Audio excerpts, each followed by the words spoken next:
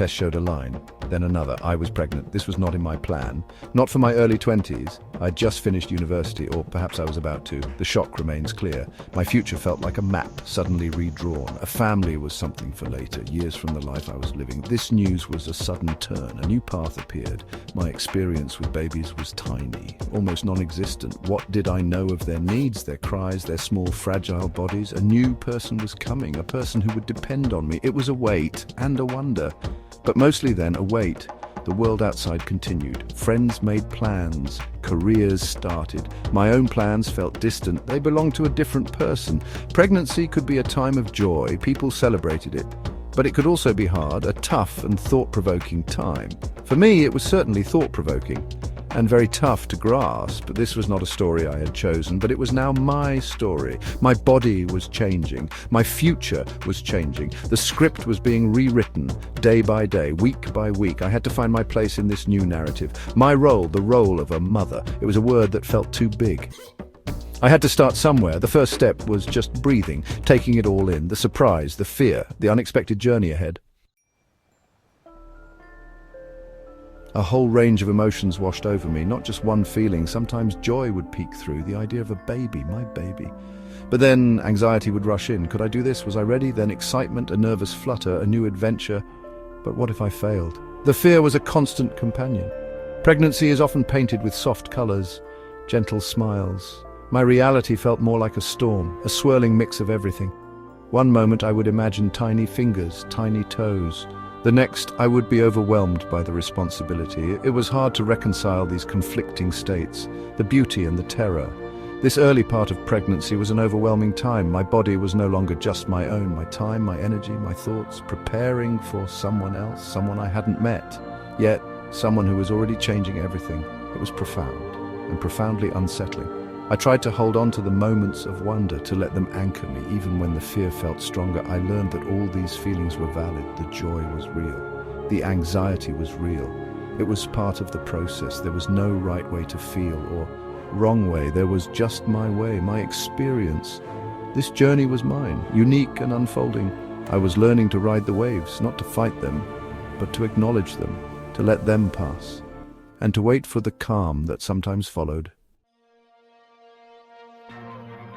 Amidst the turmoil, a memory came back to me. My younger cousin, Benjamin. He was a baby then. I was just a girl, growing up in East London. Benjamin was often at our house. My aunt would bring him. I was always so excited to see him. This memory felt important. I remember rushing home from school, my heart eager, just to see him, to be near him.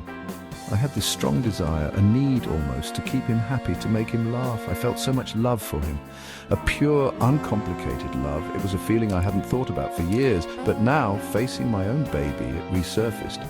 Clear and strong. Was that a part of me I had forgotten, that love for Benjamin? It was a simple thing, but it felt powerful. It was an instinct, perhaps, a caregiving instinct. I didn't know much about babies then. I just knew I wanted him to be content, to feel safe, to smile. And I would do whatever I could to make that happen. It wasn't a chore, it was a joy, a quiet, fulfilling joy. This memory was like a small light, a flicker in the overwhelming darkness of my current fears. It suggested something, that maybe, deep down, I knew something about care, about love, about tending to a small human, even if I had no practical skills, no real-world experience. This small boy, Benjamin, had shown me a part of myself, a part that might be useful now, a part that might know how to love a baby. There was one specific story with Benjamin. It stayed with me. My mother used to give me £1 every day after school. This was for a snack, a ritual, a tradition. Growing up in East London, that £1 meant something. It meant hot wings and chips. From the local chicken shop, £1 for a box. It was more than just food, it was a social thing. But when I knew Benjamin was at my house, things changed. My routine shifted. That £1 in my pocket felt different. The thought of hot wings, the thought of my friends, it faded. My path home from school would change. I wouldn't go to the chicken shop. Instead, I would run to the corner shop, the small one near our house. My mission was clear, urgent. I had to get Whatsits. Benjamin loved Whatsits. They were his favorite snack. Seeing his face light up, hearing his happy gurgles, That was more important than the chicken wings, more important than chatting with my friends. So I would buy the Wotsits every time and rush home to give them to him to see his delight. It was a small sacrifice, my snack for his, but it felt significant, a choice I made, willingly, happily. Reflecting on this now, it seems so simple, a small act of giving, but it taught me something about priorities, about love. Love isn't just a feeling, it's an action. It's choosing someone else's happiness, sometimes over your own small comforts. It was an early lesson, unconscious at the time, but now it resonated deeply. The Wotsits for Benjamin, it was a precursor, a tiny hint of the sacrifices and joys of care. That memory of Benjamin and the Wotsits made me wonder, could parenting be that simple? Finding out what makes the baby happy and then giving it to them, so they don't cry, so they feel content. It sounded too easy, perhaps, naive, but the thought brought a sliver of hope, a way to approach this monumental task without being crushed by its complexity. My initial hopeful strategy began to form. It was built on this idea. I didn't know how to change nappies properly. I had no idea what specific foods a baby might prefer. The practicalities felt like a foreign language, a language I hadn't even begun to learn. But I resolved something. I would love them. This baby, my baby, I would love them fiercely. And I would get to know their needs. The plan was this. If I truly got to know them, their cues, their discomforts, their tiny joys, then they would always be happy, or at least I could help them be happy. And if they were happy, then so would I. It was a simple equation. Love, understanding, happiness. It was a starting point, a belief to hold on to. When everything else felt uncertain and terrifying, this felt like something I could do. This philosophy wasn't based on books or expert advice. It came from that small, remembered experience, from the pure instinct to comfort a child. It was a personal creed, forged in my own heart, my own limited experience. Maybe it was too simplistic, maybe the reality would be much harder, but for now it was enough. It was a way to face the future with a little less fear and a little more hope. A gentle plan. The truth was, my practical knowledge was zero. Absolutely nothing. Changing nappies seemed like a complex operation, one I was sure to bungle. What about burping or swaddling or identifying different cries? My friends who had babies seemed like experts. They spoke a language I didn't understand. It was daunting.